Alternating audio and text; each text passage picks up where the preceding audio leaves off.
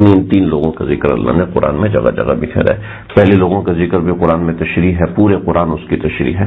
پھر دوسرے ان الذین کفروا اس کی تشریح پورے قرآن میں. پھر تیسری تشریح اس کی قرآن مجید میں ہے. لیکن یاد رکھیں کہ ہم نے پہلے فرقے میں شامل تو ہیں، لیکن کہیں ایسا نہ ہو کہ اپنے بدعمالی کی وجہ سے دوسرے فرقے میں، تیسرے فرقے میں ہمارا شمار ہو. چنانچہ اللہ نے قرآن میں یہاں بھی ہمیں مخاطب فرمایا ہے وَمِنَ النَّاسِ مَن يَقُولُ آمَنَّا بِاللَّهِ وَبِالْيَوْمِ الْآخِرِ وَمَا هُمْ بِمُؤْمِنِينَ، کہ لوگوں میں سے کچھ ایسے بھی ہیں جو کہتے ہیں کہ ہم اللہ پر ایمان لائے اور آخرت پر ایمان لائے. سمجھ رہے بھائی؟ لوگوں میں سے کچھ ایسے بھی ہیں جو کہتے ہیں ہم اللہ پر اور آخرت پر ایمان لائے وما ہم بمؤمنین، لیکن دراصل وہ مومن نہیں ہوتے. حقیقت وما ہم بمؤمنین، وہ کہتے تو ہیں ہم ایمان لائے لیکن وما ہم بمؤمنین، لیکن وہ اصل میں ایمان نہیں لائے، جھوٹ بول رہے ہوتے ہیں. کیسے جھوٹ بولتے؟ یخادعون اللہ والذین آمنوا، وہ ایمان والوں کو، وہ اللہ کو دھوکہ دے رہے ہوتے ہیں اور ایمان والوں کو دھوکہ دے رہے ہوتے ہیں. لیکن اللہ نے فرمایا کہ وما یخدعون الا انفسهم، وہ کسی اور کو دھوکہ نہیں دے رہے ہوتے بلکہ اپنے آپ کو دھوکہ دے رہے ہوتے ہیں. وما یشعرون، لیکن ان کو اس چیز کا احساس نہیں ہوتا.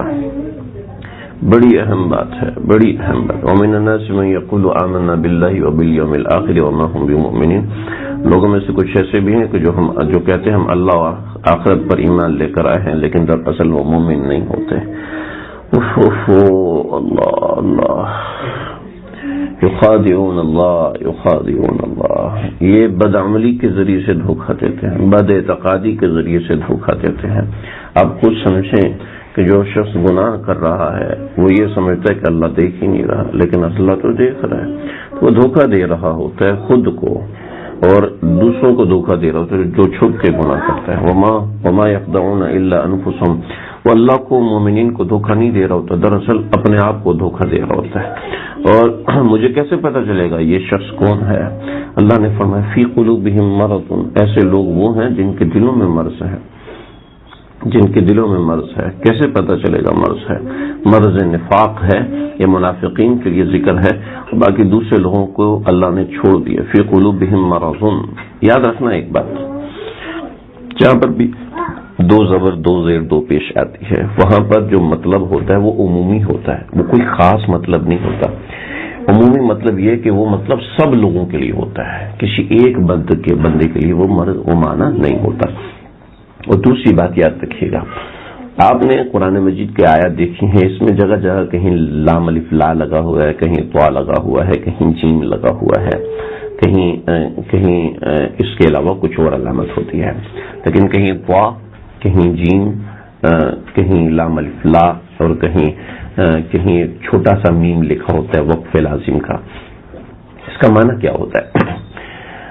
ترجمہ اگر آپ کو سیکھنا ہے تو آپ کو یہ چیز سمجھنی ہوگی.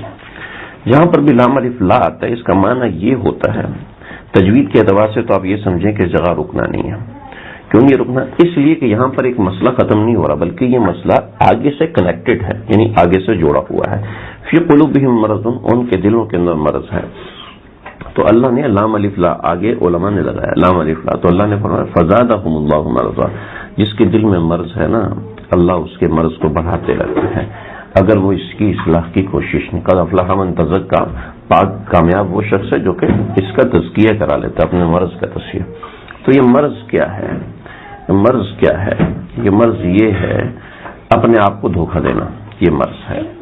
یعنی جان بوجھ کے گناہ کرنا، جان بوجھ کے اللہ کو ناراض کرنا، جانتے بوجھتے ہوئے کوئی نافرمانی میں مبتلا ہو جانا، یہ بھی اس مرض کا ایک حصہ ہو سکتا ہے. دراصل یہاں تو ذکر منافقین کا ہے، لیکن ایک اصول ہے، اس اصول کی وجہ سے میں یہ معنی کر رہا ہوں تاکہ ہم ان آیات کو اپنے لیے سمجھیں، صرف منافقین کے لیے نہ سمجھیں.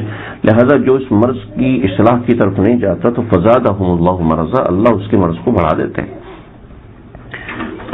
وَلَهُمْ عَذَابٌ علیم، اور پھر اس کا انجام بھی بتایا کہ وَلَهُمْ عَذَابٌ علیم، ان کے لیے دردناک عذاب ہے. بما كانوا يكذبون، عذاب کیوں ہے؟ اس لیے کہ وہ جھٹلا رہے ہوتے ہیں اور یہ سمجھ رہے ہوتے ہیں کہ ہم تو مومن ہیں لیکن اصل میں وہ جھٹلا رہے ہوتے ہیں. اللہ ہمارے اعمال کی حفاظت فرمائے.